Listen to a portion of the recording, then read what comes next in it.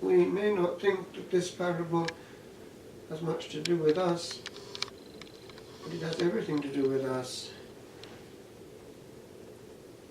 Just coming back yesterday from the funeral in Wales, I was commenting over the time there to my brother how Wales has not changed, whereas Ireland has.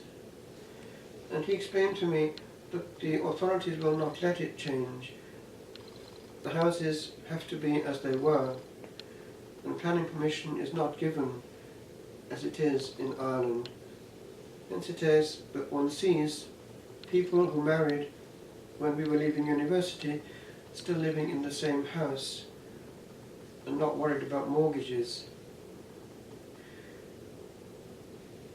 In Ireland, there has been, as you know, a ruin of both the family life and the interior life because of the itch to have a bigger mansion than the person next to us, as though status could be measured in bricks.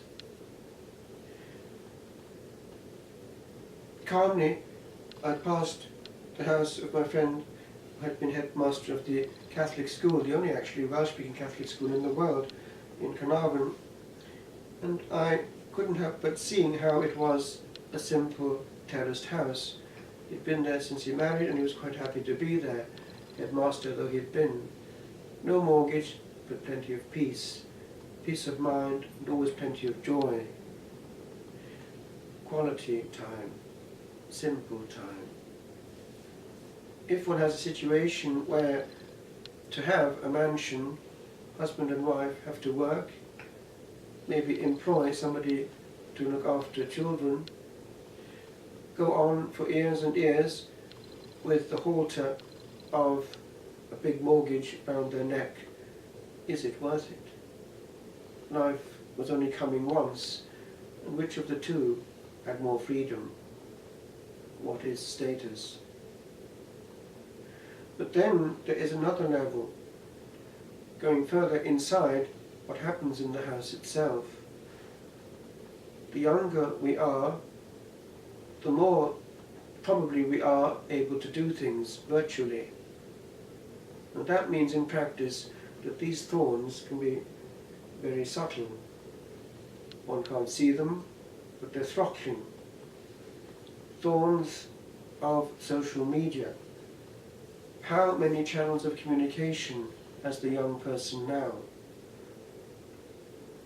And if one scratches the surface, one sees that this is the point of reference. The reality seems to be a virtual popularity. But is that quality relationship? But there is more. Take all this into chapel and the head is full. We're being throttled. All I can say is that in the pure life of the country, because my cousin that we were burying was a good sheep farmer, none of that was there. It was living the life that God meant us to live, dependent on Him and hard work, not cluttered. And God then is big enough to handle the issues. But also in the specific issue of the absence of complication in the contemplative life, to which we're all called to, by the way, because of the nature of our Christian soul. There, the way in which the soul, not cluttered by much communication, is free, is something I'd like to lay before you, because it's a different day. We don't need all these words. And when there are fewer words coming in, whatever the channel of entry, a word has far more power. As in many things in life, a gesture which is overdone loses its force. A word which is overused also becomes dull. A word heard and waited for, well aimed and well meant, is infinitely more powerful. We don't need all these words all day. A person who knew the power of the word was the feasted saint of this day, St. Francois de Sales, Francis of Sales. You know his story. He was elected bishop, coming from a well-positioned family, well able for the job, but unable to be bishop of the place he was bishop of. You know why. Geneva was the stronghold of John Calvin and his movement, and so he was never able to be bishop on the spot, but only from exile. He was not going to let it happen though, and he went on horseback all over the Sablé area, and with preaching and testimony reconquered for the Catholic faith great chunks of that part of French-speaking Europe.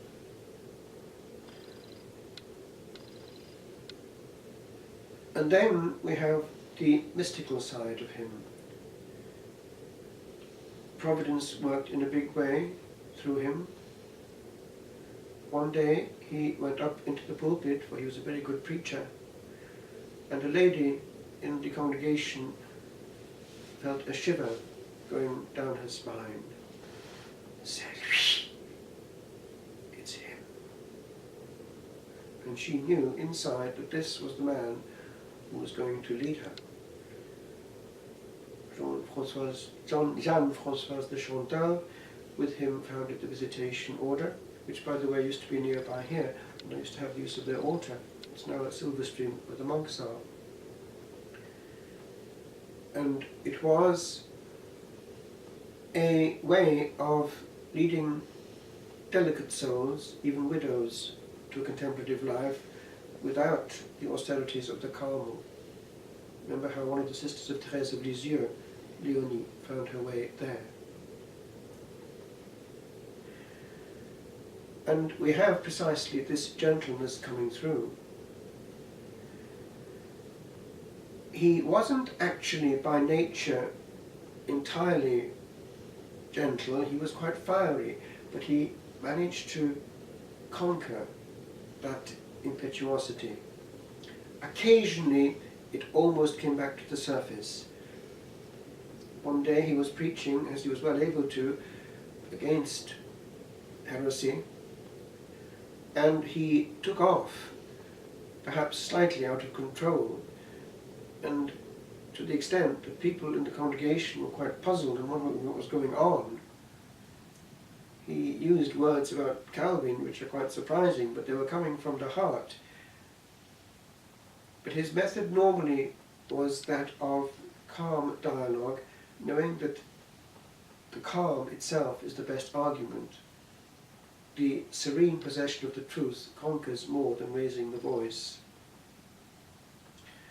And he also had a spirituality which had an effect on the church itself, and even, to some extent, had an influence on the Second Vatican Council, insofar as it was taken on board in the insistence about the universal call to sanctity, that there wasn't a category A and category B.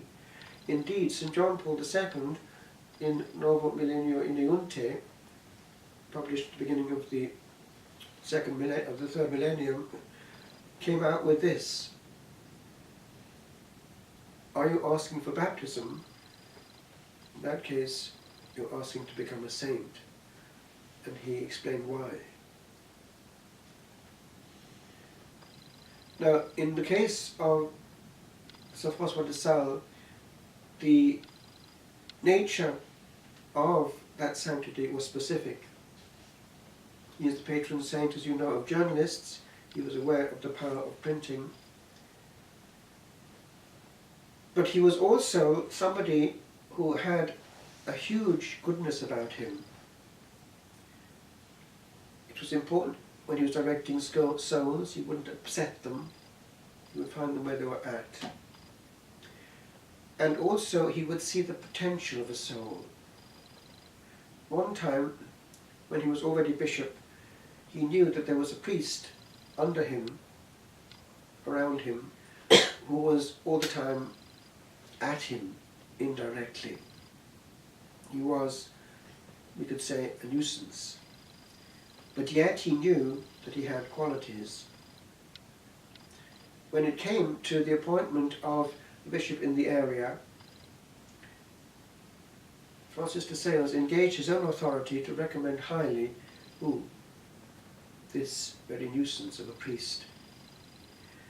And when the priest in question discovered what had happened, he was deeply moved and broken.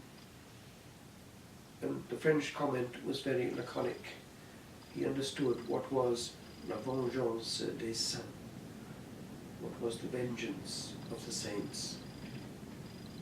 How different from our attitude, one-upmanship, quite often indirectly, of wanting a person to be harmed because he's harming us. But then there are other things too. He was genuinely helpful to all things to all men. It comes actually in the liturgy of this day. I'll just finish with this one because it sums it all up. He had his own valet, his personal aide, his servant, who was very faithful to him and very helpful to him.